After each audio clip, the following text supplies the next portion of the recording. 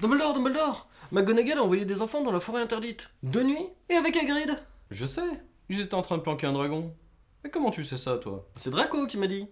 Il a essayé de pourrir la vie d'Harry et ses potes en les balançant à McGonagall pour cette promenade de nuit. Il a cru que j'allais l'aider. Il a encore des choses à apprendre, ce jeune apprenti. Mais elle a trouvé ça toute seule, l'ancienne. Ce n'est pas au vieux mage qu'on apprend de nouveaux sortilèges. Elle remonte dans mon estime. Par contre, c'est pas légèrement un peu trop dangereux la forêt interdite? Bah si, pourquoi tu crois que je l'ai créé? Non, j'y crois pas. Ça date de mon premier stage. À l'époque, j'ai proposé qu'on mette des monstres, des loups-garous dans la forêt de la Sérénité. Le directeur de l'époque a tout de suite été emballé et m'a proposé un poste sur le champ. Mais comment t'as eu cette idée de génie? En étudiant l'histoire de Poudlard, mon cher. Moi, ma meilleure blague, c'était de laisser traîner des sortilèges dangereux dans des manuels de potions.